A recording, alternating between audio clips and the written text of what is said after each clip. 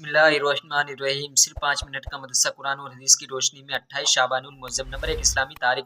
حضرت ام ہانی بنت ابی طالب رضی اللہ عنہا۔ حضرت ام ہانی رضی اللہ عنہ حضور صلی اللہ علیہ وسلم کے چچا ابو طالب کی بیٹی تھی۔ ان کا نام فاختہ ہے اور ام ہانی ان کی کنیت ہے۔ ان کا نکاح حبیرہ بن عمرو سے ہوا۔ شروع ہی سے انہیں آپ صلی اللہ علیہ وسلم سے عقیدت تھی، مگر سن 8 ہجری میں مکہ جب فتح ہوا تب وہ مسلمان ہوئی۔ ان کی خوش قسمتی یہ ہے کہ فتح مکہ کے دن آپ صلی اللہ علیہ وسلم نے انہی کے مکان پر قیام فرمایا اور ان کے مکان میں پناہ لینے والوں کو امان دی۔ آپ صلی اللہ علیہ وسلم ان سے بہت محبت کرتے تھے۔ معراج کا مقدس سفر بھی آپ صلی اللہ علیہ وسلم نے ام ہانی کے گھر سے ہی کیا تھا۔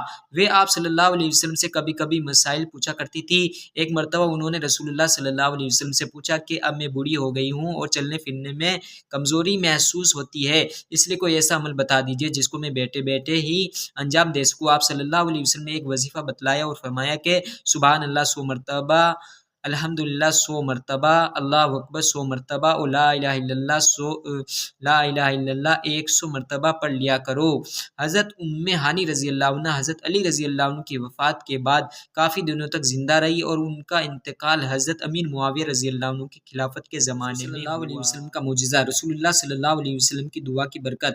حضرت ابو زید عمرو بن اخطب رضی اللہ عنہ فرماتے کہ رسول اللہ صلی اللہ علیہ وسلم نے اپنا مبارک ہاتھ میرے چہرے پر پھیرا اور میرے لیے دعا فرمائی۔ اسی کی برکت تھی کہ ان کی عمر 120 سال ہو جانے کے باوجود سر میں چند ہی بال سفید ہوئے۔ ہر مسلمان پر روزہ فرض ہے۔ قرآن میں اللہ تعالیٰ فرماتا ہے تم میں سے جو شخص رمضان کے مہینے کو پائے تو اس کو اس میں ضرور روزہ رکھنا چاہیے۔ رمضان کا مہینہ آئے تو یہ دعا پڑھے۔ حضرت عبادہ بن صامت رضی اللہ عنہ فرماتے کہ جب رمضان المبارک کا مہینہ آتا تو آپ صلی اللہ علیہ وسلم ہمیں یہ دعا سکھاتے: اللہم سلمنی لرمضان وسلم رمضان لی وسلمہ لی متقبلا۔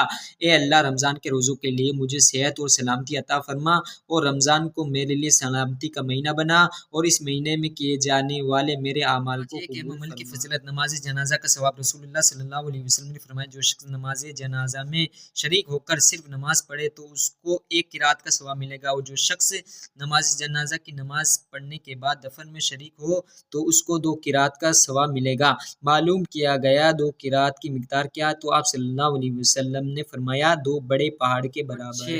ایک گناہ کے بارے میں پاک دامن عورتوں پر تہمت لگانا، الزام لگانا۔ قرآن میں اللہ تعالیٰ فرماتا ہے جو لوگ پاک دامن عورتوں پر زنا کی تہمت لگاتے ہیں پھر وہ اپنے دعوے پر 4 گواہ نہ لا سکے تو ایسے لوگوں کو 80 کوڑے لگاؤ اور آئندہ کبھی ان کی گواہی قبول نہ کرو، اور یہ لوگ سخت گنہگار ہیں۔ مگر جو لوگ اس تہمت کے بعد توبہ کر لے اور اپنی اصلاح کر لے تو بے شک اللہ تعالیٰ بڑا بخشنے والا مہربان ہے۔ دنیا والوں کا حال۔ قرآن میں اللہ تعالیٰ فرماتا ہے جب اللہ تعالیٰ انسان کو آزماتا ہے تو اس کی روزی اس پر تنگ کر دیتا ہے، پھر وہ شکایت کرتا پھرتا ہے کہ میرے رب نے میری قدر گھٹا دی، حالانکہ ہرگز ایسا نہیں، بلکہ تم یتیموں کی عزت نہیں کرتے اور مسکینوں کو آپس میں کھانا کھلانے کی ترغیب نہیں دیتے، جس کی وجہ سے ایسا سخت حساب کا نتیجہ۔ رسول اللہ صلی اللہ علیہ وسلم نے فرمایا قیامت کے دن جس سے سخت حساب لیا جائے گا اس کو عذاب ہو کر رہے گا۔ صحت کے لیے احتیاطی تدبیر۔ حضرت ابن عباس رضی اللہ عنہ فرماتے کہ رسول اللہ صلی اللہ علیہ وسلم کھانے پینے کی چیزوں میں پھونک نہیں مارتے تھے اور نہ برتن میں سانس لیتے تھے۔